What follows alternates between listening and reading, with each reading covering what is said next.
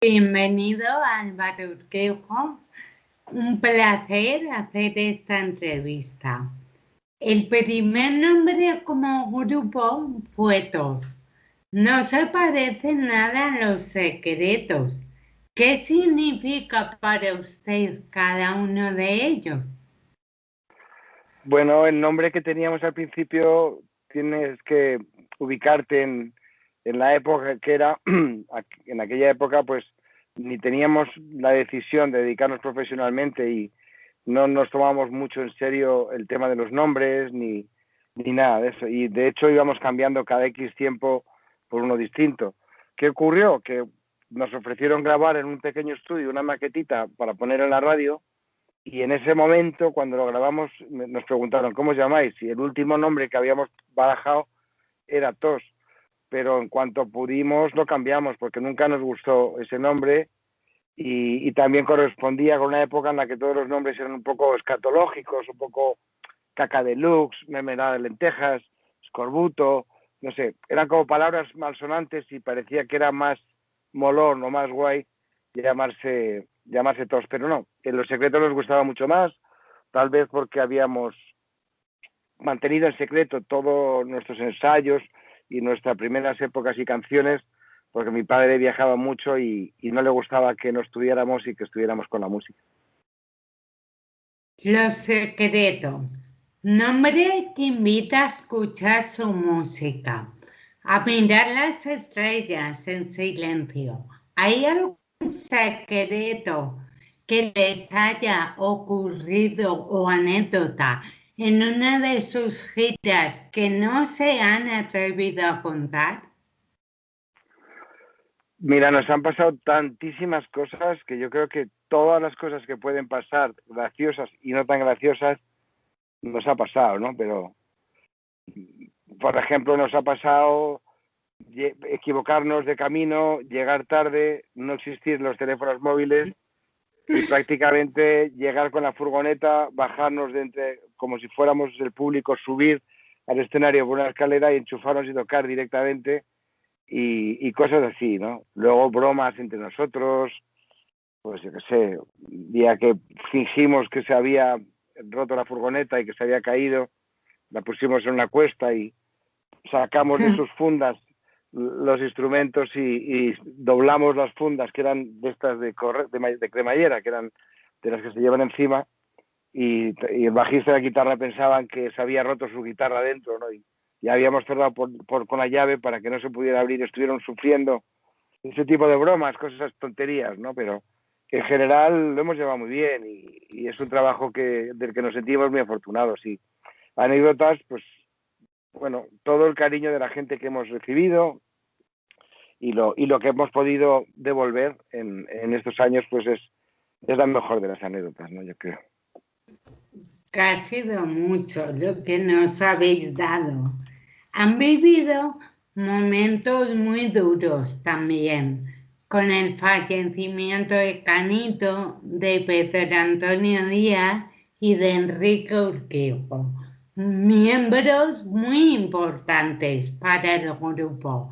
¿De dónde sacaron la fuerza en esos momentos para poder seguir adelante con su carrera musical? Pues es buena pregunta porque las circunstancias invitaban a no seguir, a intentar buscarnos otra forma de ganarnos la vida o intentar otra afición, porque la primera de las muertes fue por un accidente de coche muy desafortunado y todavía no teníamos ni un disco. La segunda fue otro accidente muy también desafortunadísimo y casual que se llevó a Pedro, a nuestra batería, y ahí yo creo que fue la primera vez que sí sentimos que se acababa algo, porque tardamos 2 años en recuperarnos de ese varapalo. Había que añadir que además la discográfica no nos renovó el contrato, habíamos tenido algún momento de ser conocidos con el canciones con el Déjame, sobre un vídeo mojado, Ojos de Perdida, etcétera, y los 2 siguientes discos no tuvieron tanto éxito y no sonaron mucho en la radio, con lo cual si a eso añades que pierdes a un amigo y a un miembro, pues te quedas en dique seco por mucho tiempo. Y con mi hermano Enrique, pues algo parecido. Ahí sí que fue un final. ¿Qué ocurre? Que luego te das cuenta que la música no es lo que nosotros decidamos. Muchas veces la música donde realmente se hospeda, donde realmente vive nuestra música es en el corazón, en las mentes y en los sentimientos de las personas que nos escuchan. Y una cosa lleva a la otra, pero sin una intención muy clara de seguir, fue la casualidad la que por enésima vez nos había puesto un pie encima de un escenario. En el primer caso fue el hecho de que no teníamos otro medio de ganarnos la vida y queríamos seguir siendo músicos y nos tardamos 2 años en rehacernos. La segunda vez fue cuando muere mi hermano, decidimos echar el telón, decir, se acabó, y lo que ocurrió es que empezaban a llamar muchísimas managers y empresarios de cultura que querían a Los Secretos, aunque fuera así mi hermano, ¿no? Y bueno, yo me extrañé muchísimo, le pregunté al manager, oye, ¿esto de qué va? Y dice, no, son propuestas en firme que os quieren ver, quieren contrataros y que quieren que sigáis tocando, ¿no? Entonces hicimos una prueba que fue una exigencia mía, que decir, bueno, yo quiero saber si todo el mundo que viene a verme a Los Secretos, si les parece bien o no, lo sabremos si siguen viniendo a vernos, ¿no? Entonces decidimos tocar en sitios pequeños, cobrando entrada, muy poquito precio, pero cobrando entrada, y ver si cada vez vendíamos más entradas o cada vez menos, ¿no? Esa era una buena fórmula para saber si sin Enrique podíamos seguir trabajando en lo que nos apasionaba, ¿no? De un concierto llevó al siguiente, luego al siguiente, y en apenas 2 años habíamos hecho 75 conciertos sin mi hermano, y teníamos compuestas canciones para un disco que fue en el 2002, y realmente fue en ese año cuando creo que realmente volvimos a la música. Desde el 99 fue un parón de varios años, porque nosotros habíamos parado la actividad con Los Secretos en el 97 para descansar, porque habíamos hecho 3 años seguidos de gira por el disco recopilatorio primero nuestro, que es de color rojo, que la gente lo conoce mucho, y en ese periodo de tiempo es cuando mi hermano Enrique fallece, y claro, llevábamos pues un total de casi 5 años sin tocar como banda. Yo había hecho un disco solitario, mi hermano Enrique había hecho un disco solitario, estábamos preparando un disco nuevo, y fue muy duro. Eso fue, lo recordaré toda mi vida. No, todavía siento que mi hermano va a aparecer por alguna esquina y va a decir, deja, que ya canto yo, ¿sabes? Y todavía pienso que va a aparecer para echarme una mano con las letras o para decirme, mira qué canción más bonita tengo, ¿no?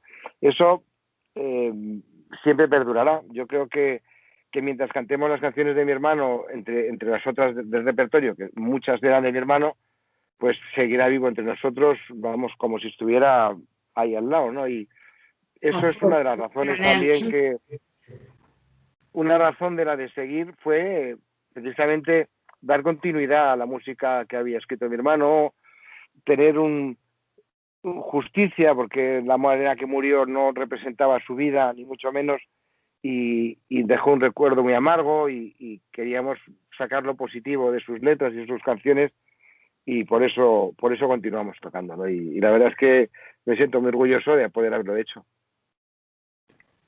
Pero a tu lado, canción mística en vuestra carrera musical, se ha convertido incluso en el himno no oficial de la Unión Deportiva Levante.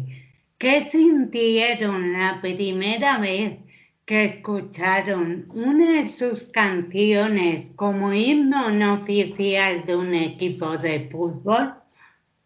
Bueno, pues tuvimos la suerte de, estando en Valencia, que nos invitaran la gente encantadora del equipo de fútbol Levante Fútbol Club.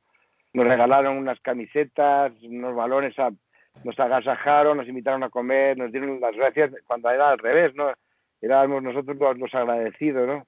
De hecho, grabaron un vídeo los futbolistas que juegan muy bien al fútbol, pero cantar no saben bien. Y me llenó de ilusión. La verdad es que sentí un poco de pena porque mi hermano Enrique no conociera lo que esa canción ha significado después, porque esa canción se graba en el año 95 en un disco que pasó bastante desapercibido en nuestra discografía en ese momento, porque había mucha competencia, tal vez, eran los 90, donde estábamos compitiendo con gente como los Rodríguez, o como Gabinete Caligari, o como, yo qué sé, Radio Futura, por decirte 3 o 4 al azar.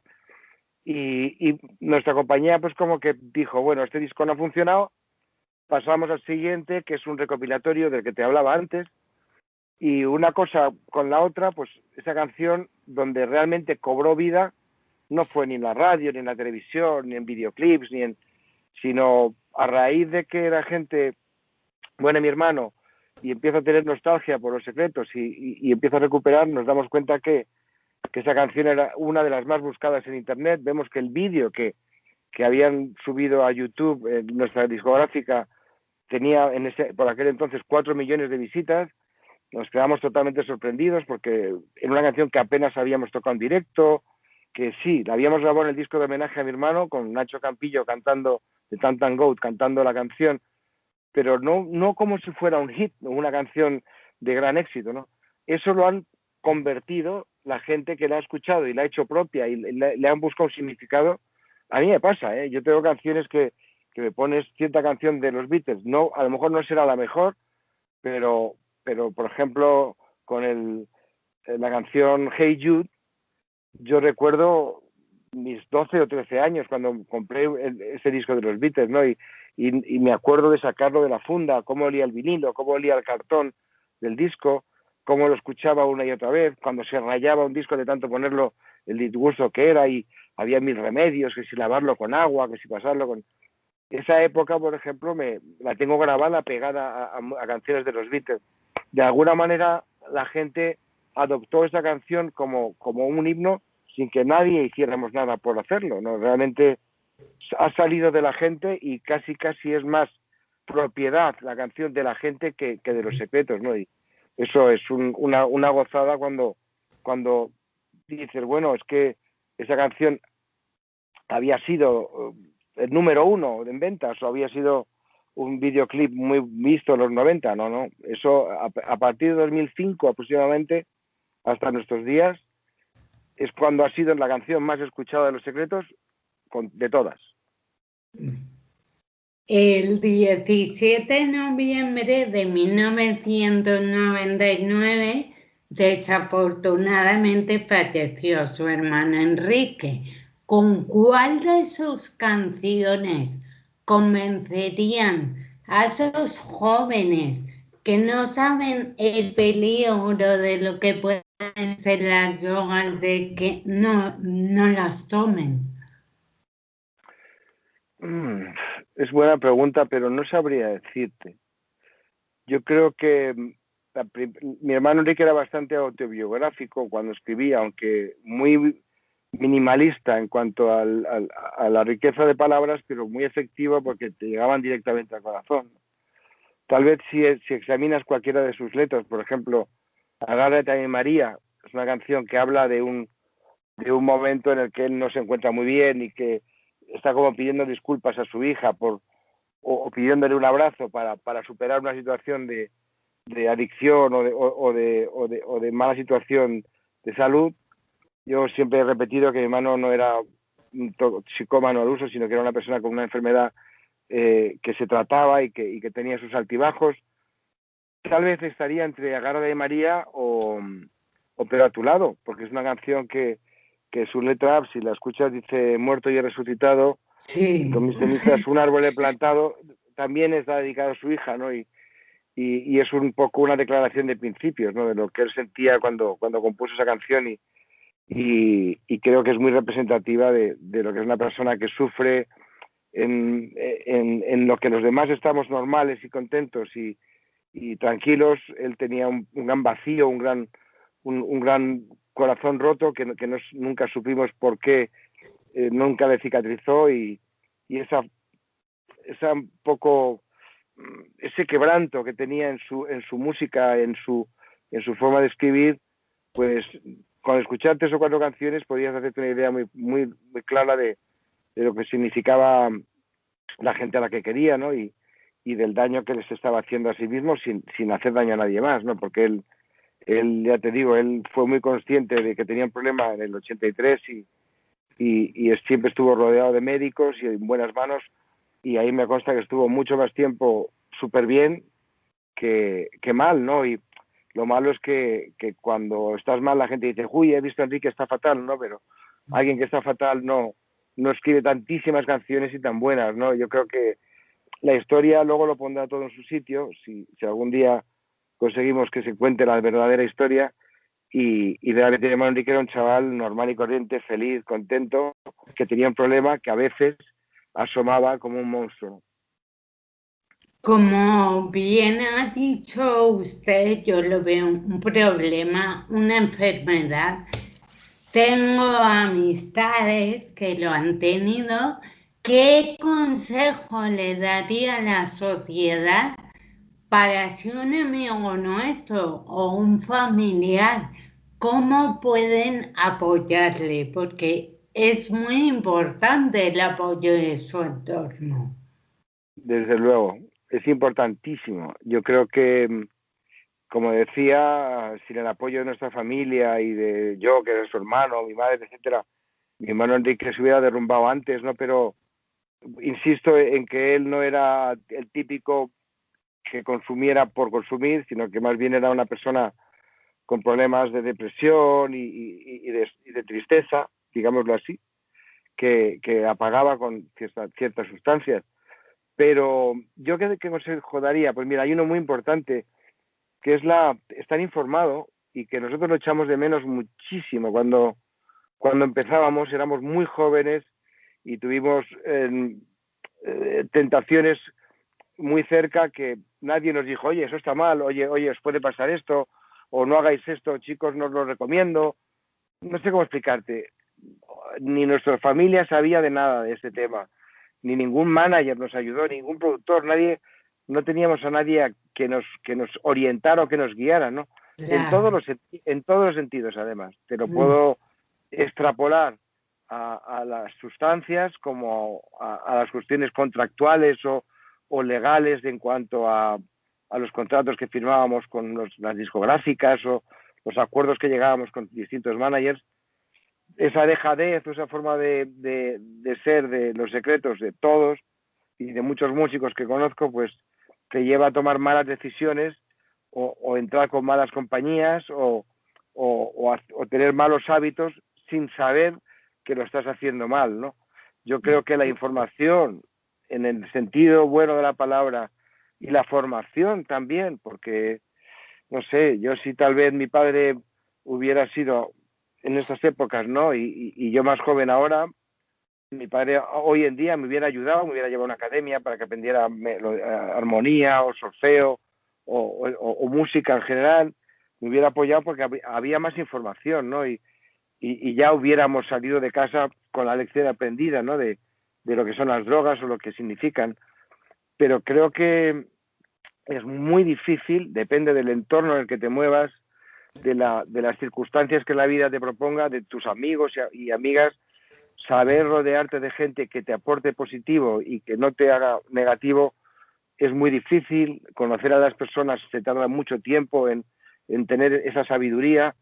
Entonces, la juventud es un terreno abonado por la necesidad de nuevas experiencias, la rebeldía ante los padres, la rebeldía ante lo establecido, y eso lo entiendo porque lo he vivido, y ojalá que me hubieran avisado o informado, ¿no? Por eso no sé cómo se puede hacer, pero sí sé que es muy importante tener toda la información antes de tomar una decisión, ¿no? Y nosotros, en nuestro caso, nunca la tuvimos. Imagino que ahora, pues, dependiendo de qué familia nazcas y en qué entorno, pues será más o menos difícil apartarte de según qué compañías. Pero si dentro de la familia consigues transportar el mensaje de que cualquier problema que tengas estaremos para ayudarte, pero no nos des la espalda porque esto está mal y eso está mal, pues esa ayuda nunca la tuvimos, ¿no? La información hubiera sido, no éramos gente tonta, y hicimos tonterías por ignorantes, no por poco inteligentes, ¿no? Y eso, pues siempre lo he pensado, que ojalá hubiéramos tenido algún mentor, yo te digo, productor, director de discográfica, esa gente que se lleva tu dinero, que te mete la mano en el bolsillo y cobra, pues que nos hubiera ayudado en el sentido de orientarnos o decirnos. Pero fuimos muy autodidactas y no tuvimos más remedio que hacer como los científicos, ¿no? Prueba, error, ¿no? Y de los errores se aprende casi más que de los éxitos. Es verdad. En su momento tuvo que sustituir el puesto de su hermano Enrique en el grupo. ¿Sintió alguna vez la incomprensión e incluso la mirada crítica de la gente por ese hecho? Pues mira, he tenido la suerte de no vivirlo, o sea, no he tenido esa sensación. Yo es cierto que yo he sido muy respetuoso, siempre lo seré, cada concierto está dedicado a mi hermano, no intentamos usurpar sus sitios, simplemente que nos aceptaran cojos y tuertos, porque habíamos perdido ya tantos miembros que no teníamos, nos faltaba un brazo, una pierna y un ojo, ¿no? Prácticamente. Y con esa humildad, decir, bueno, si al público, si a ustedes, con todo nuestro respeto, les sigue gustando esto, aquí estamos para tocar, ¿no? Por eso decía que nuestro reencuentro con los escenarios fue como de poquito a poquito y con mucho miedo, precisamente por evitar el rechazo y sobre todo por autoconfiarnos de que lo que estábamos haciendo tenía una justificación artística, ¿no? Y tenía una justificación de continuidad. En realidad no he sentido ese rechazo, aunque imagino que algunos seguidores de Los Secretos, que eran fans de mi hermano, más que de míos, por así decirlo, pues también le echen de menos como yo, pero ellos no estén muy felices con que yo cante o con la forma que hemos tenido de seguir. Pero a mí, personalmente, creo que pongo en la balanza lo bueno que he tenido estos 20 años sin mi hermano y lo malo siempre es su ausencia, el no estar con él, y lo bueno son los 2000 conciertos que hemos hecho estos últimos 20 años, los 6 discos, y hemos hecho documentales, hemos hecho hasta casi una película, y la gente ha estado ahí para apoyarnos. Hemos llenado la Plaza de Toros de las Ventas con 22.000 personas, hemos llenado el Within Center con 10.000 después de haber tocado por toda la Comunidad de Madrid y sus alrededores, cosa que era ya récord de récord, y nos sentimos muy queridos y muy apoyados. Entonces, eso hace que tengamos confianza en lo que hacemos y que sepamos más o menos que no estamos fallándole a la gente ni a la memoria de mi hermano, muy al contrario. De hecho, ojalá él hubiera podido ver todo lo que ha significado su música después de su muerte. Son más de 40 años activos en el mundo musical. Sin embargo, después de estos golpes tan duros, la banda renació en cierto modo con el álbum Homenaje a tu lado en el año 2000. ¿A qué se aferraron la primera vez que subisteis a un escenario para no derrumbaros? Que para vosotros Enrique estaba presente igual, pero ya no estaba presente. Bueno, pues como te comentaba antes, nosotros hicimos este disco que tú has nombrado, se llamaba A tu lado, un homenaje a Enrique Urquijo, en el que nosotros hacíamos solo de músicos, poníamos la banda sonora musical y 17 artistas de toda índole, desde Miguel Ríos, Miquel Erenchu, David Summers, Nacho Campillo, Luz Casal, Manolo Tena, bueno, perdonen los que se me olvidan, pero todos ellos cantaban, nosotros no, nosotros solamente hicimos 2 canciones de las 17 que había, 18 que había en el disco, creo, ya no me acuerdo cuántas, y era como una despedida en realidad, ¿no?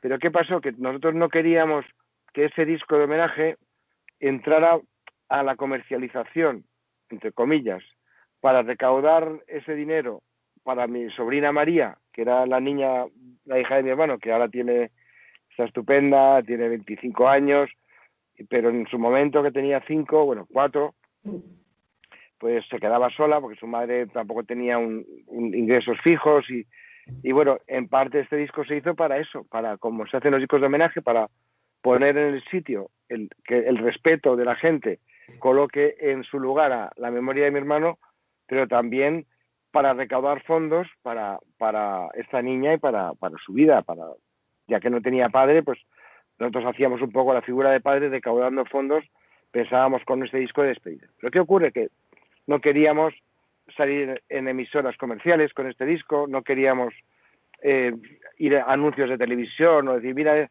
los secretos que están haciendo negocio con la muerte del hermano, ¿no? Todo lo contrario, queríamos discreción y lo que queríamos era pagar las deudas que tenía mi hermano y la casa que se había comprado de la niña, que no había ya nadie que hubiera aportando dinero para esa niña. Entonces decidimos hacer, en vez de una promoción típica de emisoras, de radio o de televisión, pues hicimos al revés. Lo que hicimos fue todos aquellos músicos que no participaron en el disco, los fuimos a buscar. ¿Y eso cómo se hace? Pues mira, hicimos un concierto en Zaragoza y subieron a tocar Bunbury y Amaral, que eran de allí. Hicimos un concierto en Valencia, pues se sumó, ¿cómo se llama? Y que me perdone, da igual. El caso es que muchos artistas que no habían participado en el disco tuvieron la ocasión de hacerlo en directo en sus ciudades, donde vivían. Pues, yo qué sé, ya te digo, desde el cantante de Seguridad Social, que me perdone, que no me acuerdo de su nombre ahora, como Bunbury o Amaral o La Granja en Mallorca y otros artistas de que ahora tienen muchísimo nombre, pues completamos el disco, entre comillas, con una gira de presentación. Con esa excusa sí podíamos ir a la radio y decir, mira, estamos haciendo una gira presentando el disco de homenaje a mi hermano y lo estamos haciendo esto, llevándolo a los escenarios. Fueron 11 conciertos, nada más, y como te comentaba antes, cuando terminamos esa gira y pusimos el telón de ya no más, siguieron llamando.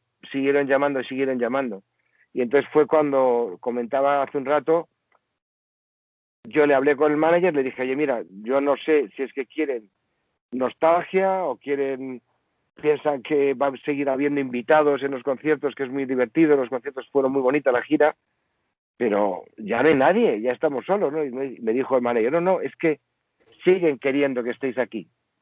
El caso es que hicimos un primer concierto de prueba, como he dicho, salió bien, un segundo, un tercero, con muchísimo miedo y muchísimo respeto y muchísimo, vamos, yo, fíjate cómo estaría de nervioso que me tuve que operar de las cuerdas vocales porque me hice una lesión de tanto esfuerzo que hacía cantando, me lesioné las cuerdas y luego me di cuenta que era al contrario, que lo que había que dejarlos que fluir y estar un poco más relajado y dejar que la gente disfrutara y nosotros también, ¿no? Y eso yo ya lo tengo bastante asumido y la verdad es que ahora no tengo ese problema, pero lo pasé fatal. Los 2 primeros años sin mi hermano fueron muy duros para mí, porque estar delante de una banda cuando había estado mi hermano delante, siempre él, fue muy complicado y muy estresante y muy exigente para mí mismo, y nos hizo poner el listón más alto si cabe, porque sabiendo que éramos cojos, tuertos y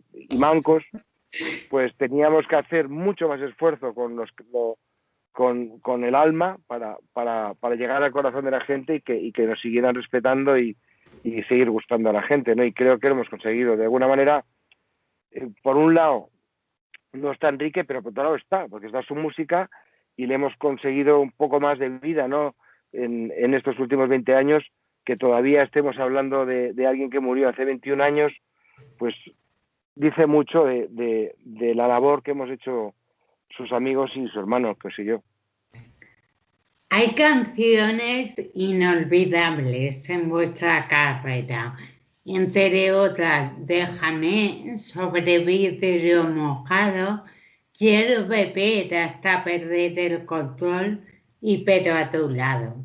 ¿Echan falta en esta lista algunas de sus canciones que le hubiera gustado que se convirtiera en un clásico, pero no lo hizo?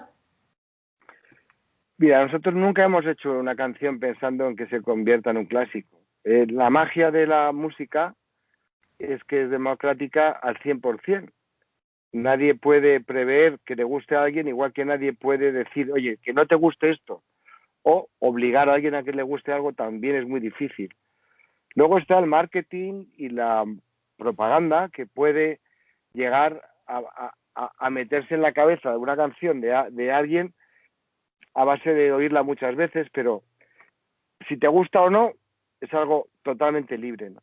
Entonces, si esas canciones se han convertido en banderas o en himnos, no está en nuestra mano, es la gente quien lo decide, y es muy difícil ver qué diferencia hay con otras canciones que podían haberlo sido también.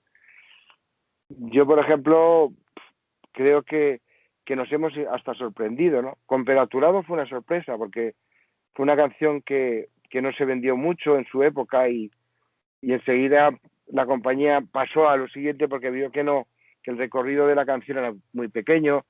Quiero beber hasta perder el control.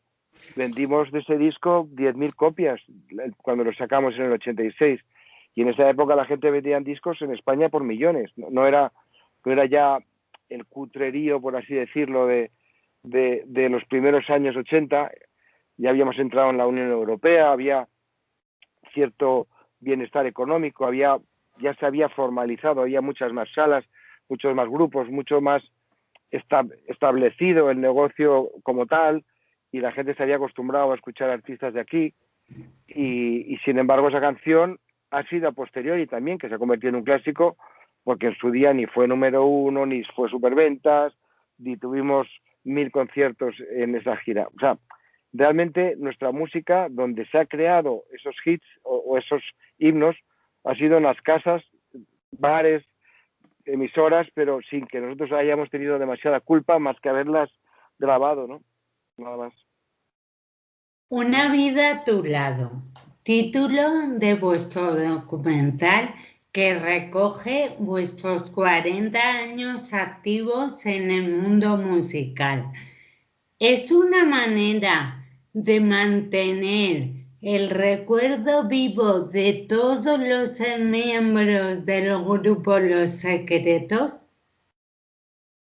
Bueno, sí, la respuesta es sí. Otra cosa es que nosotros, por circunstancias que no podía explicar, nunca tuvimos documentación o documento gráfico y sobre todo de imagen de nuestros comienzos. Es cierto que en aquella época, en los 80 y los 90, había un 1000% más de programas musicales, ¿no? Es decir, cada cadena, Antena 3, si tenía un programa de máxima audiencia por la noche, un sábado, ten por seguro que habría actuaciones musicales. Si había un programa por la tarde de entrevistas o de actualidad, siempre había una paradita para que algún grupo presentara su nuevo disco, ¿no? Si había un programa por la mañana los sábados de música clásica, estupendo, para que la gente joven se aficionara. Por la tarde, los sábados, tenías El Aplauso o el Tocata o todos esos programas que eran como la actualidad, en el que podías ver desde AC/DC, Los Secretos, pasando por Jefferson Starship, o sea, todo el mundo pasaba por esos platós. Y luego había en los programas de literatura que también hacías una actuación. O sea, había muchos sitios donde ofrecer contenido. Y eso ahora no ocurre, ¿no? Eso es una cosa que aprovecho para criticar, ¿no? O sea, si ves la televisión por la tarde, un sábado o un domingo, podía meter algo de cultura, que no fueran series o películas, ¿no? Que eso está claro que es cultura, pero la música y las actuaciones también no pueden ser, ¿no? Y que se hayan desacostumbrado los jóvenes de hoy en día a escucharla, a ver videoclips en la televisión o actuaciones y solamente verlos en TikToks y en Instagrams y en Stories y en cosas de este tipo, pues aleja mucho al oyente de la versión original, ¿no? Yo siempre me he quejado, aunque me vaya desviando del tema, discúlpame, siempre me he quejado de que ahora hay publicidad en la tele que dice nuevo baffle Bluetooth para tu teléfono. Y nosotros, los artistas, grabamos en estéreo, que se utilizan 2 baffles, no uno, ¿entiendes? Entonces, ese menosprecio a la tecnología y al mimo con el que grabamos los discos para escucharlo todo prácticamente en un solo bafle, aunque suenen las dos señales, pero todo junto, y muchas veces lo oyen por la parte de aquí de un teléfono, ¿sabes? Es un poco triste para los que hemos luchado por la calidad por la calidad en el sonido y la alta fidelidad en las grabaciones, ¿no? Pero si te digo la verdad, no me acuerdo qué pregunta me has hecho. ¿Qué te estaba contestando? O sea, quieres hacer tú esta. Es que es súper admirador vuestro.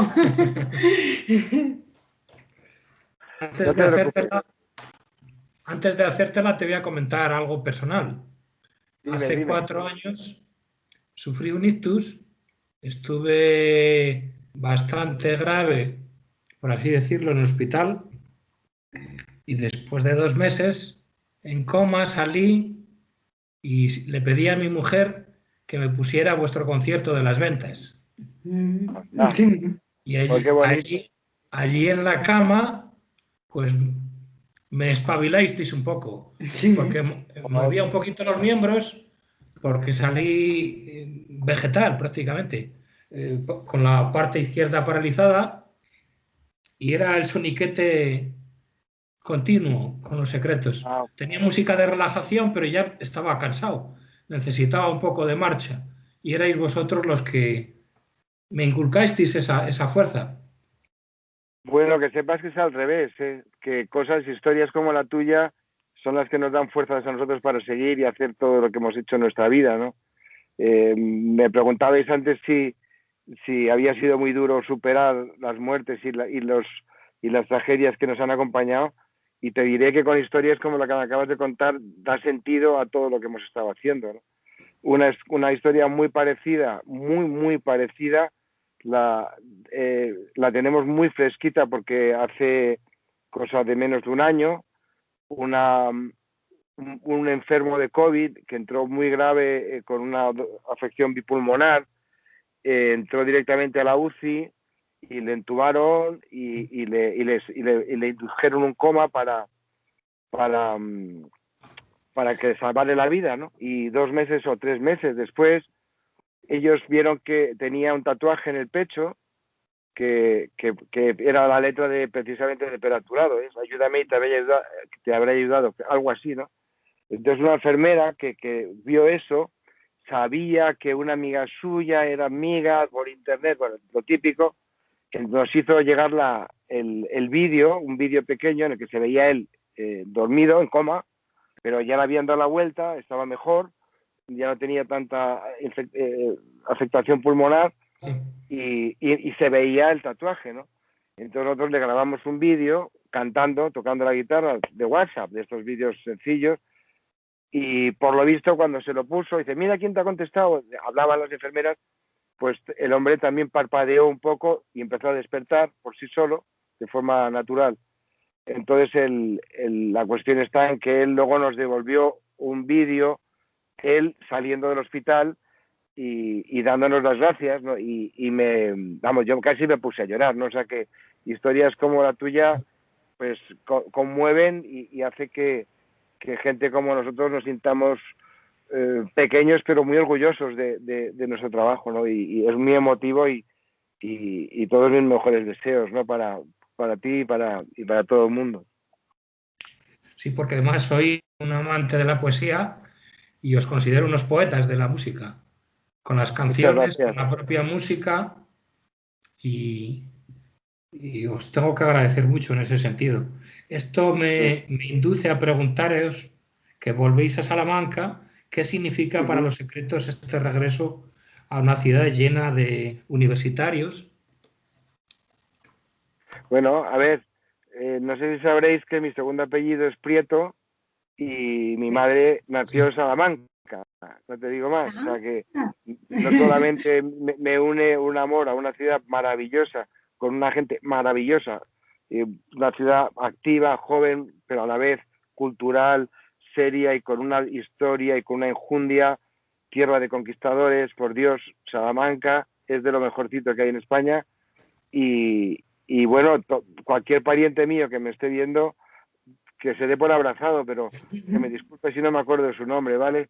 Porque hace mucho que no tenemos contacto, pero sí es cierto que tengo mucho cariño a la ciudad de Salamanca porque es tierra de mi sangre, y mi abuela vivía en Vitigudino, mi madre ya nació en Salamanca, mi abuelo era de Salamanca, vinieron a Madrid para que mi madre estudiara, pero conocí a mi padre, que era de Bilbao, en un verano en Vitigudino, precisamente porque mi padre era ingeniero jovencito y se iba a una presa que había por allí cerca, no sé si era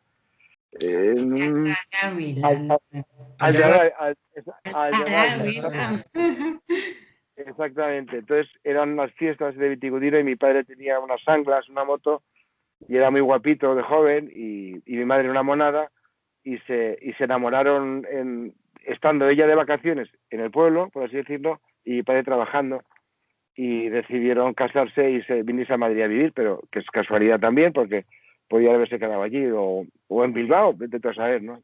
Pero a Salamanca tengo muy buen recuerdo, es un público culto, gente con estudios, se nota que hay estudiantes porque saben divertirse y también saben escuchar, y no tengo más que buenas palabras, no creo que tenga un recuerdo desagradable de mi paso bastantes veces que hemos estado tanto por la ciudad de Salamanca como por toda la región.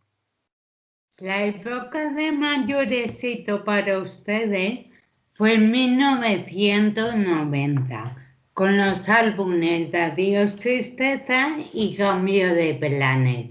¿Ha habido algún momento en su carrera musical que hayan vivido alguna crisis fuerte y que se plantearan dejar la música o coger otros caminos? Bueno, no siempre hemos tenido éxito. Nosotros, como te contaba antes, nosotros empezamos con un éxito que era una canción que se llama Déjame, luego sacamos un vídeo mojado, que también fue mucho éxito, y los dos siguientes discos tenían un perfil un poco más country, o no sé cómo decirte, un poco más americana, como se llama ahora, humildemente hablando, porque éramos muy inexpertos todavía, y pasaron desapercibidos, y en aquella época las discográficas lo que querían era un éxito para vender discos, bueno, ahora igual, pero si no lo vendían, como que quitaban y ponían a otro. Realmente no. A nosotros nos echaron a la calle, por decirlo suavemente, no a patadas, pero sí porque no nos renovaron el contrato en el 83, porque el disco no funcionó, y ahí pues ya tienes un fracaso, ¿no? 84 muere Pedro, el segundo batería que muere de Los Secretos, es otro golpe más para irte para abajo, y en el 85 estuvimos en paro absoluto y intentando rearmarnos como banda, ¿no? Y ya en el 86, en primavera del 86, un día como hoy, pues estábamos grabando un disco que contenía canciones como Quiero beber hasta perder el control, como bien has dicho, y ahí un poco vimos ya un poco la luz de renacimiento, ¿no?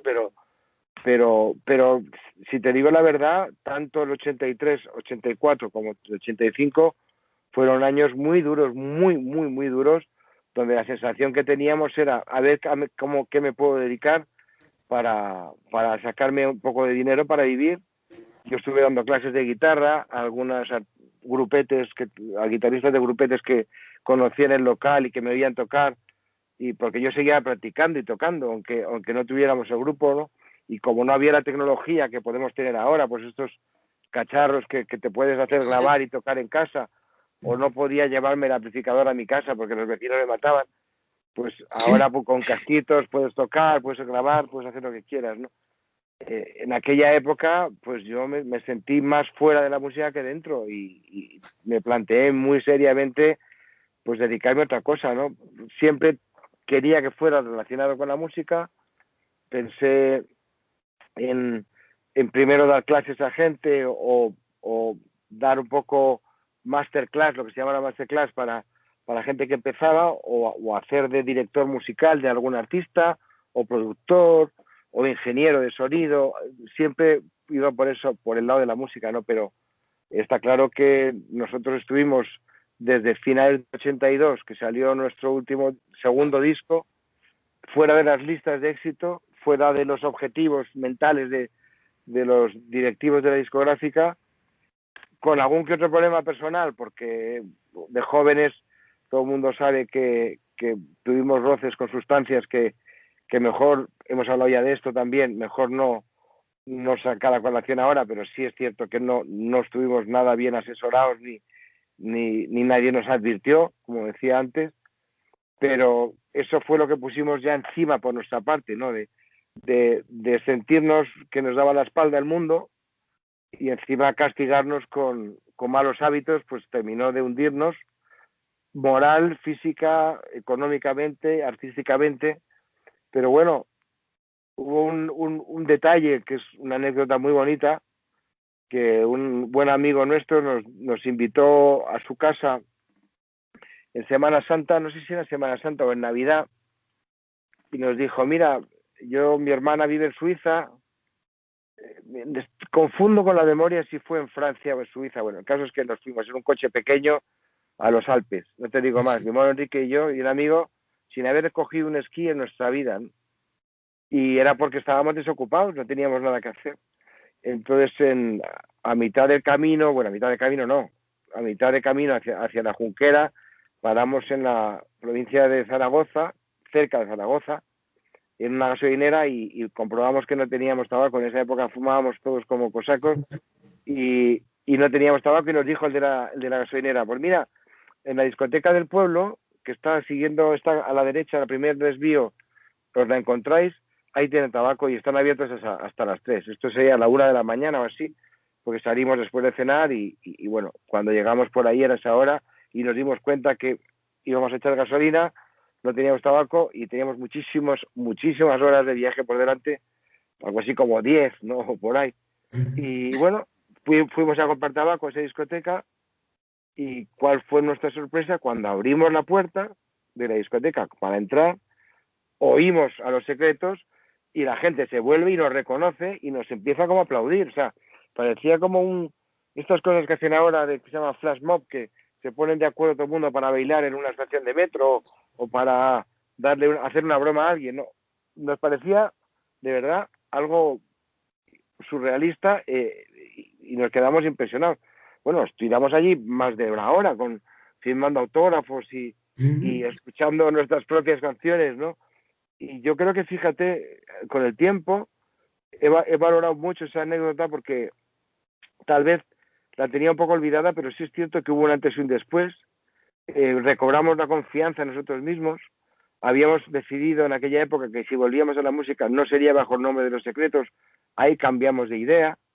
Estábamos renegando de lo que habíamos hecho recientemente y allí escuchamos que esas canciones sí las escuchaba alguien. Había un mundo más allá de la radio y de la televisión, había un mundo que vivía en los bares, en las discotecas, en los hogares, en los coches de la gente, en los cassettes de meter en los coches, y mucho de nuestro público actual es gente que era muy joven cuando sus padres empezaron a escucharnos, y de ese viaje pues volvimos con todas las ganas del mundo como para hacer pruebas a músicos. Conocimos a Ramón Arroyo, bueno, ya le conocíamos, pero entró en el grupo, Nacho Yes y Steve Jordan formaron ya el conjunto al completo junto con Enrique, conmigo, y en pocos meses más estábamos ya metiéndonos en un disco, o sea, metiéndonos en un estudio para grabar un disco. Eso yo creo que sí es verdad que hay veces que el público ha sido totalmente esencial en el desarrollo de nuestra historia, porque en los momentos más duros, en los de vacío, en los que puedes abandonar, siempre ha habido alguien o algo, algún hecho que te han abrazado y has sentido que tus canciones tenían todavía sentido para seguir tocándolas, ¿no? Canciones en las que, aunque el autor fuera mi hermano Enrique, todos los que hemos grabado en cada momento en la historia de la música de Los Secretos nos hemos dejado parte del alma, ¿no? Conocido es que mi hermano Enrique no tocaba muy bien la guitarra, ¿no? Yo todos los principios, solos, finales de todas las primeras canciones de Sobre un vídeo mojado recuerdo que el arreglo entero lo hice yo, de Déjame igual, el ritmo, la velocidad de la canción, el riff de la entrada, eso es mío. O sea que yo, aunque no firme las canciones como Álvaro Urquijo, me siento muy, en parte, pues eso, es como una casa, ¿no? Quien la diseña es un arquitecto estupendo, pero quien la construye y quien le da el toque personal también tiene algo que aportar, ¿no? Y en este caso, como constructor de canciones, pues me sentía muy, muy orgulloso en ese momento, y la gente te da ese respaldo para continuar y seguir haciendo tu labor lo mejor que puedes, ¿no? Y si no fuera porque la gente está ahí, y esto va a sonar un poco raro, pero ¿te creerás que Los Secretos no hemos tocado por dinero nunca? Nunca por dinero. Que te paguen por algo estaría bueno si alguien te lleva a un concierto y saca un beneficio, que tú no te lleves una parte, ¿no?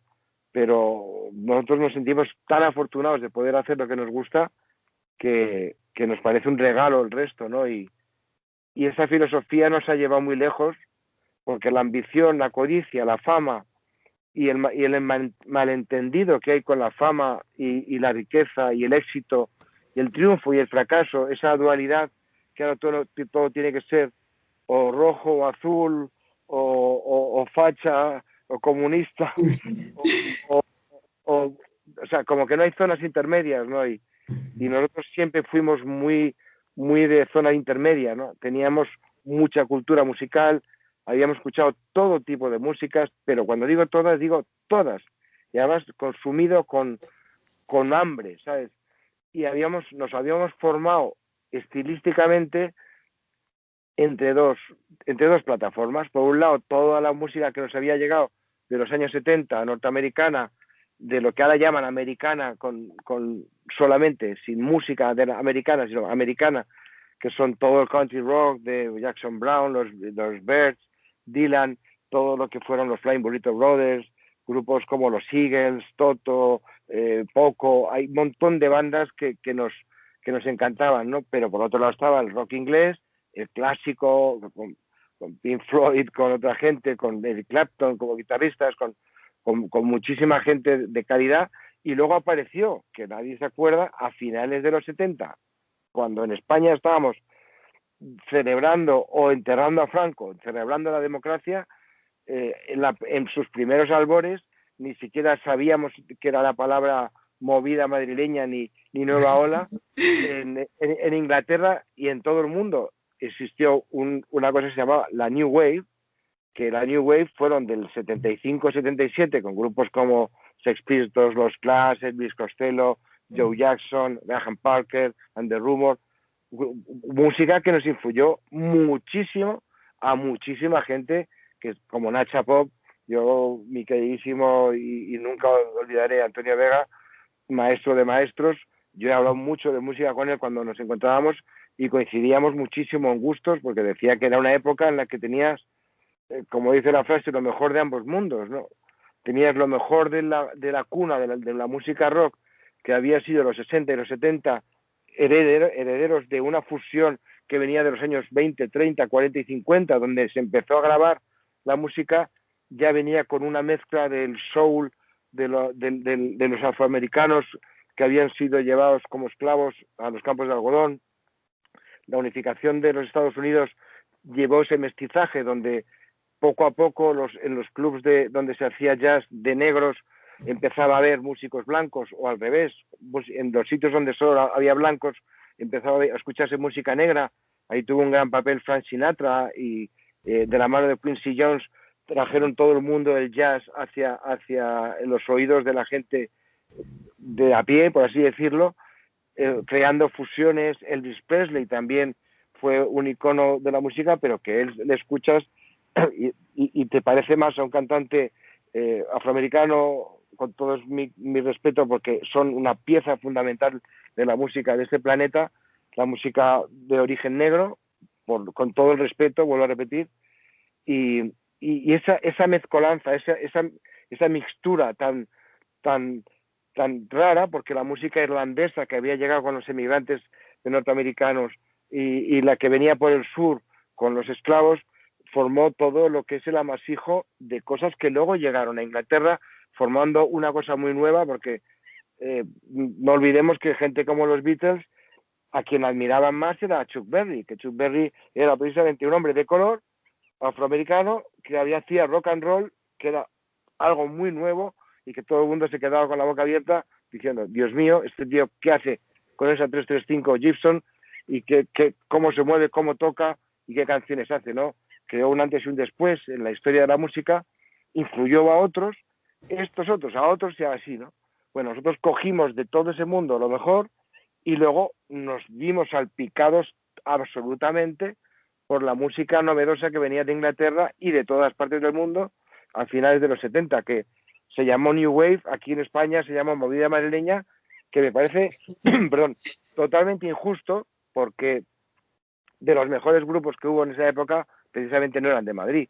Sí, a lo mejor Los Secretos, Mamá y Nacha Pop éramos de Madrid, vale, pero tenías a Golpes Bajos que eran de Vigo, al Siniestro Total de Vigo también, tenías a gente de Cataluña, gente de Zaragoza, ahora los Lequillos o los de León, los otros de no sé dónde, o sea, creo que los sencillos de Barcelona también, los Danza Invisible en el sur, o sea, que realmente lo único que había de madrileño era que las radios más potentes, las teles, que había dos por esa época, y las compañías discográficas, gran parte de ellas estuvieran en Madrid. Pero yo te puedo asegurar que la sensación que yo tenía en aquella época no era algo madrileño, era algo más bien mundial. Mi paraíso es el título de vuestro último trabajo. Todos idealizamos nuestro propio paraíso. Profesionalmente hablando, ¿vive el paraíso que desea o guarda anhelos en su interior que desconocemos? Musicalmente hablando, creo que el último disco nuestro es una declaración de lo que somos, de dónde venimos y a dónde vamos, las tres cosas. Creo que están todos los elementos que utilizamos para cocinar nuestras canciones, se pueden saborear todos los olores y colores, ¿no? Otra cosa es que la canción Mi Paraíso tenga un doble significado. Por un lado, habla de lo confortable que es tener un estilo propio fusionando esos dos mundos de los que hablaba antes, y que lo tuviéramos tan jovencitos y que hubiéramos mantenido ese concepto muy a salvo de modas y de tendencias que hubieran desvirtuado nuestras intenciones y que nos hubieran pues dejado un poco, a ver, era muy fácil, o hubiera sido muy fácil tener la tentación de hacer un disco más parecido a un Déjame o algo así, a nuestra primera época, pensando en el éxito y en el dinero. Recibimos ofertas de esa índole en su día, pero sin embargo el siguiente trabajo que hicimos después de que nos echaran de la discográfica era todo lo contrario a lo que nos habían dicho. Nos echaron porque nuestro último disco con Polygram tenía una canción con banjo y otra canción con dobro, que son instrumentos muy americanos, y dijeron que cómo se nos ocurría hacer un disco que huele a vaca, que no lo decían despectivamente, pero como diciendo que música country ahora estáis locos, si ahora lo que se lleva es el tecno, ¿no? Y tenían razón, no les culpo, pero nosotros seguimos RQR en lo que nos sabíamos hacer, en lo que nos gustaba, y ¿qué es lo que uno mejor hace? Lo que sabes hacer. No vas a meterte en un fregado para el que no estás preparado si ya conoces sus dificultades, porque yo música electrónica había escuchado, tenía una caja de ritmos en casa, componíamos a veces con una magnetofón, una caja de ritmos y una cosa que se llama bassline, que era un bajo electrónico para hacer los bajos y poder hacerte una maquetita con 2 pistas cuando no había el acceso económicamente hablando a aparatos más sofisticados, ¿no? Pero nunca utilizábamos esos aparatos para grabar los discos, eran simplemente herramientas para poder componer sin una batería o sin un bajo, ¿no? Pero desde luego que cuando nos dimos cuenta de que podíamos seguir o que queríamos seguir, lo que teníamos muy claro es que era haciendo lo que nos salía de dentro, ¿no? Nunca vendiéndonos a la comercialidad, ¿no?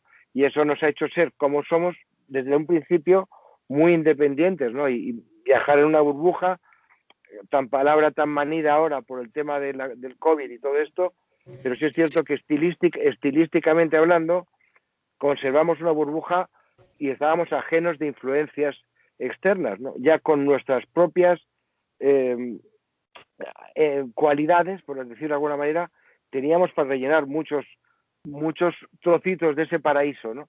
Y la canción Mi Paraíso habla de eso, por un lado, y por otro lado, yo es que hace 20 años que soy muy ecologista, ya lo era de joven, pero ahora más. En mi época se llevó un disgusto a mi padre, que era ingeniero, porque construía las chimeneas de las grandes centrales nucleares que se hicieron en Le Moniz y en otros sitios, y no las quisiera él, pero él participó como trabajador ingeniero de una empresa constructora, y me veía a mí aparecer en casa con el nuclear, no gracias, ¿no? Y se enfadaba muchísimo, ¿no? Yo hace 20 años que mi casa es cero emisiones. Eso se lo decías hace 18 años a cualquiera, y yo les decía, me trataban como si fuera un marciano, para empezar, y segundo, casi me cuesta el divorcio, porque claro, tener una casa como la que tengo yo, que es bastante grande, tengo esa suerte de haber trabajado mucho para conseguirla, pero tenía una cubierta plana de casi 140 metros arriba, ahí arriba, y era plano, y digo, bueno, esto aquí se puede llenar de aparatos, ¿no? Y empecé a enterarme un poco del incipiente internet que había entonces, ¿no? Y conseguí que una empresa me plantificara 7 kilovatios de energía solar y 10 paneles de energía solar térmica para el agua caliente y calefacción. Ya en ese momento inyectaba la energía a la red. Ya estamos hablando del 2003, amplié eso con otros pequeños paneles para autoconsumo. Quité las baterías, porque las baterías de acumulación ya no me servían para nada, porque la tecnología que se utiliza en las casas, pues yo me arruiné comprando las primeras LEDs que costaban una, las primeras aparatos de bajo consumo eran mucho más caros, ecológicamente hablando. Los ecológicos eran más caros que los normales de a pie. A todo el mundo anuncia, no, mi aparato es ecológico, ¿sabes? Y yo llevo 20 años tratándome a todo el mundo como si fuera un ser extraterrestre que piensa más en el espacio exterior y en la composición de nuestra atmósfera, y lo afortunados que somos por tener la presión atmosférica que tenemos para que el agua sea líquida, y la cercanía a una estrella de hidrógeno como es el Sol para poder tener calor, y ese filtro que tenemos de partículas dañinas que es el campo magnético, como para hacerme muy responsable de lo que teníamos que conservar aquí, y no dar por chulería y por prepotencia el hecho de que somos los dueños del planeta, cuando el planeta es dueño de sí mismo, ¿no? Y igual que un asteroide se llevó a los dinosaurios, un vulcanismo puede dejarnos tiesos. En cuanto se apague un poco el sol y se mueran las plantas, poco tenemos que comer, ¿no? O sea que esa prepotencia del ser humano yo la tenía muy clara que no era así, y ahora mismo tengo todo lo que veis que está funcionando, funciona con energía acumulada, pero de otra manera. Tengo aerotermia en vez de gas, y bueno, estoy a la última. Eso tiene un coste. Ese coste es que yo pagué cerca de 100.000 euros, que me costó muchísimo dinero ganar, muchísimo tiempo ganar, en lo que ahora vale 10.000 euros, ahí me costó 100.000, y esa diferencia existe ahora mismo. Y bueno, la buena noticia es que he podido, por muy poco dinero, renovar esos paneles, y que tienen una vida de 30 años o más, pero que ya con 20 ya estaban diciendo, oye, que ya no rindo lo de antes, dame algo de descanso, ¿no? Pero para que veas, ¿no? Yo todo lo que pueda ayudar al medio ambiente, pues reciclando y no dejando huella, es algo que me gustaría que más gente hiciera. Y personalmente, ¿qué necesita en su vida para que ésta sea un paraíso? La otra cara de la canción habla de eso. Por un lado, hablamos del paraíso, que es la tierra, y que no está como tiene que estar, por así decirlo. Si hay un paraíso, es este. Y por otro lado, mi paraíso propio es al que renuncio cuando estoy encima de un escenario. Es decir, ver crecer a mi hija, ver crecer a mi perra, que la tengo aquí a los pies, os la voy a enseñar, porque no la podéis perder. ¡Qué Es bonita! Es un malamute de Alaska de 50 kilos casi, Es preciosa, ¿eh? pero que se comporta como un bebé, como un cachorro, porque tiene que estar a tus pies todo el rato. Claro. Y este paraíso en el que vivo, pues mira, paradójicamente, llevaba desde que murió mi hermano sin disfrutarlo, porque ha sido un continuo viajar. Luego ha empezado la crisis del disco, o mejor dicho, el auge de las plataformas digitales, Spotify, etcétera. Cuando se dejan de vender discos, el único ingreso que nos queda a los músicos profesionales es el directo. Y yo he llegado años, en el 2018, por ejemplo, o 17, o 16, pues estarme 200 días fuera de casa, 150 por lo general, ¿sabes? No porque tenga 150 conciertos, sino porque muchas veces un concierto te lleva 2 días. Uno de que vas y otro que vuelves, ¿no? Luego, estás grabando, pues estás grabando un mes, pues grabas, no estás con tu familia, ¿no?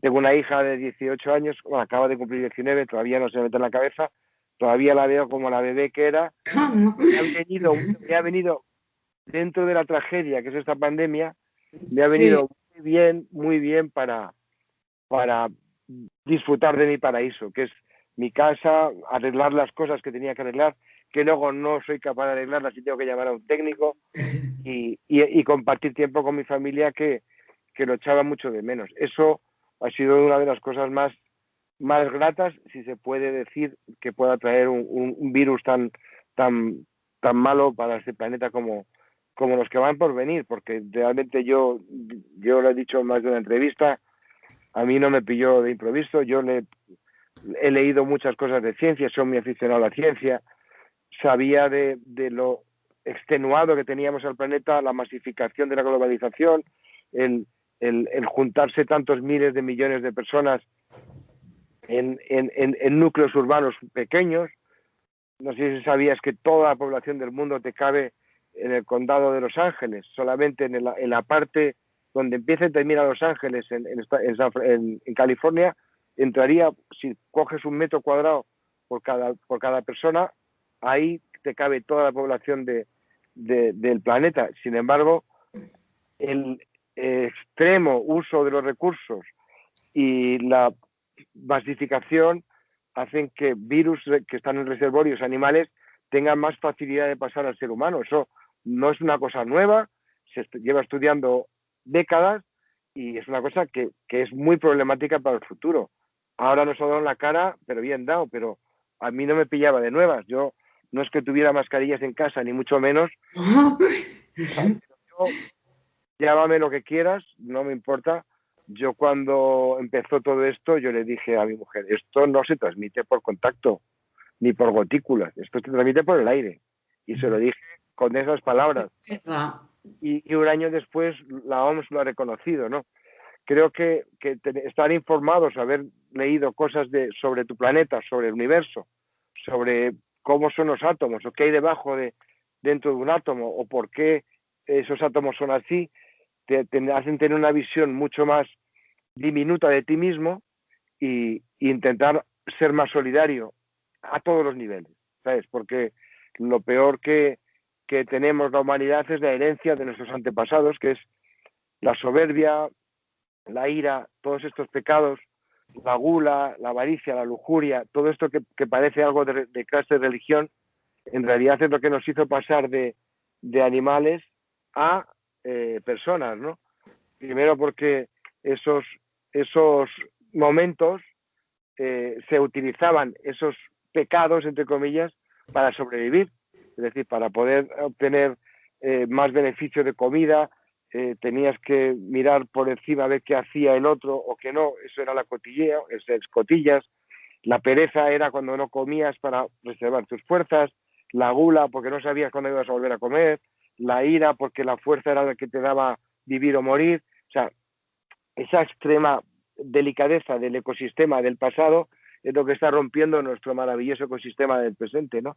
Y somos nosotros mismos los que hemos conseguido destrozar a base de conseguir sobrevivir como especie. Nos estamos cargando precisamente donde hemos nacido, que es el planeta Tierra. Fíjate, como no me parece, no me callo. Nosotros ya tenemos las entradas para el concierto. Seguro me reconocerás porque yo voy en silla de ruedas, ya te lo han comentado, por una enfermedad rara y me vas a ver. Pero te voy a poner un poco en un compromiso. ¿Me cantarías un poquito de Pero a tu lado? Ahora mismo. Ahora. Ahora que sí. Faltaría más. A ver. Muchas gracias. Es que me encanta, ¿eh? Ayúdame y te habrá ayudado, que hoy he soñado en otra vida, en otro mundo, pero a tu lado.